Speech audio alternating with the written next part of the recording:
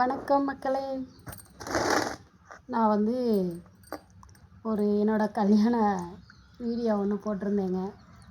மாமா மையம் கட்ட மாட்டேன்னு சொல்லிட்டாங்க அப்படின்னு சொல்லிட்டு அதை பற்றி இன்னும் கொஞ்சம் சொல்லலான்னு நினைக்கிறேன்.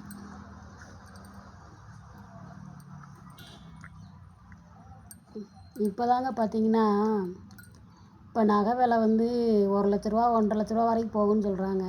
அது ஒரு விஷயம். ஆனால் நான் குமரி பிள்ளையாக இருக்கும்போது பார்த்தீங்கன்னா, நகையோட ஒரு பவுன் நகை 10,000 என்னமோ தாங்க இருந்துச்சு. ஒரு பவுன் 10,000 நினைக்கிறேன், நான் குமரி பிள்ளையாக இருக்கும்போது. அப்போயும் நகை வாங்க முடியல, இப்போயும் நகை வாங்க முடியலைங்க. அப்போ எங்கள் பாடெல்லாம் பெரும்பாடாக தாங்க இருந்தது. இதை எதுக்கு சொல்கிறேன்னு பார்த்தீங்கன்னா, மாமா மகன் கட்டலை அப்படின்னு சொல்லவும் அது வரைக்கும் அவங்கள நம்பியே வச்சுட்டு இருந்தாங்க. சரி, அவங்க கட்டலை அப்படின்னு சொல்லவும் வெளியில் மாப்பிள்ளை தேட ஆரம்பிச்சிட்டோம். ஆரம்பிக்கும் போது பார்த்தீங்கன்னா, பக்கத்துலேயும் எங்கள் ஊர் பக்கத்துலேயே ஒருத்தவங்க கொத்தனார் மாப்பிள்ளை கேட்டு வந்தாங்க. அதே ரீசன் தாங்க. அவங்க கருப்பாக இருந்தாங்க அப்படின்னு ஞாபகம் இருக்குது. அதுக்கு பிறகு பார்த்தீங்கன்னா, அவங்களுக்கும் பொண்ணு ஒல்லியாக இருக்குது, நாங்கள் போயிட்டு என்னன்னு சொல்லி விடுறோம்.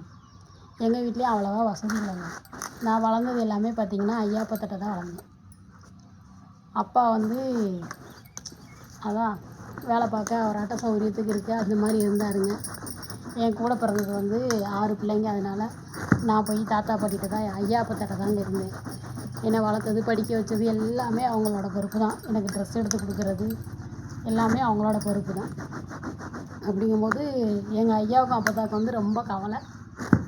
நம்ம பேத்தி கூட படித்த பிள்ளைங்கள்லாம் குழந்த பெற்றுட்டு இருக்குங்க, நம்ம பேத்தி என்ன கட்டி கொடுக்கலையே அப்படின்னு சொல்லிட்டு ரொம்ப 2 பேருமே ரொம்ப கவலைப்படுவாங்க. யாரை பார்த்தாலும் எங்கள் அப்பத்தா சொல்லும், இவளை கட்டி கொடுத்துட்டேன்னா நான் செத்தாலும் எனக்கு மோட்சம் அப்படின்னு சொல்லும். நான் பார்த்திங்கன்னா ரொம்ப ஒல்லியாக இருப்பேன். அதனாலேயே யாருக்குமே பிடிக்கலை.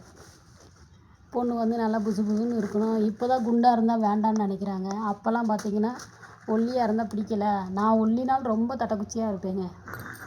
அது எதனாலன்னு தெரியல, நல்லா தான் சாப்பிடுவேன், ஆனாலும் ஒல்லியாக தாங்க இருப்பேன். அதனால என்னை யாருக்குமே பிடிக்காமல் ஆயிடுச்சு.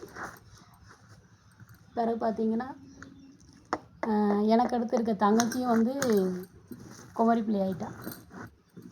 அவள் என்ன சொல்கிறா, நீ இருக்கிறதுனால தான் எனக்கு இன்னும் கல்யாணம் ஆகாமல் இருக்குது, நீ எப்போ தான் கல்யாணம் முடிச்சு போய் தொலைவியோ அந்த மாதிரி பேச ஆரம்பிச்சிட்டா. ஏன் கேட்குறீங்க, அது ஒரு மூச்சு கவலையாக இருந்தது. அந்த வார்த்தையை இப்போ வரைக்குமே மறக்க முடியல. நம்மளை பார்த்து அப்படி சொல்லிட்டாளே அப்படின்னு சொல்லிட்டு. அவள் விவரம் இல்லாமல் தான் சொல்லியிருப்பா. இருந்தாலும் எனக்கு அது ஒரு மனசு கஷ்டமாகவே இருந்ததுங்க. எந்த மாப்பிள்ளை கிடச்சாலும் சரி, கூனோ குருடோ, நானும் வீட்டிலலாம் இருக்க மாட்டேன், மில்லு வேலைக்கு போவேங்க. போனாலும் நமக்கு மனசுக்குள்ளே கவலை வர ஆரம்பிச்சிடும். தெருவுக்குள்ள இருக்க பொம்பளைகளும் என்ன சொல்லுவாங்கன்னு பார்த்தீங்கன்னா, நல்ல மாடுனா உள்ளூர்லேயே விலை போகும், இது நோஞ்ச மாடு, அதான் வெளியூர்லேயும் விலை போக மாட்டேங்குது, அந்த மாதிரி பேச ஆரம்பிச்சிட்டாங்க. என்னோடய சொந்தக்காரங்களையும் பக்கத்து வீட்டுக்காரங்களையும். அதெல்லாம் மனசுக்குள்ளே நினச்சி யோசித்து ரொம்பவே வருத்தப்படுவேங்க. கடைசியில் பார்த்தீங்கன்னா, எங்கள் அத்தை எங்கள் அண்ணன் மகளை நீ கட்ட மாட்டேன்னு சொல்லிட்டீல, உன் கண்ணு முன்னாடி எங்கள் அண்ணன் மகளுக்கு நான் கல்யாணம் பண்ணி வைக்கிறேன் பாரு அப்படின்னு சொல்லிட்டு எங்கள் வீட்டுக்காரை தேடி எங்கள் அத்தை பொண்ணும் இவரும் ஒரு இடத்துல வேலை பார்த்துருக்காங்க போல. அது மூலமாக வந்தவர் தாங்க எங்கள் வீட்டுக்காரு. அப்படி தான் பார்த்தீங்கன்னா எனக்கு மாப்பிள்ளை பார்த்தாங்க. அந்த மாதிரி கல்யாணம் ஒரு வழியாக இவரோட தாங்க முடிஞ்சது. அது இன்னொரு நாள் சொல்கிறேன். ரொம்ப லென்த்தாக போனால் உங்களுக்கு போர் அடிக்கும். ஓகே உறவுகளே, நம்ம வீடியோ பிடிச்சா லைக் பண்ணி சப்போர்ட் பண்ணுங்கள். ஓகேவா? என் கதை போர் அடித்தாலும் சொல்லுங்கள். ஓகே, பாய்.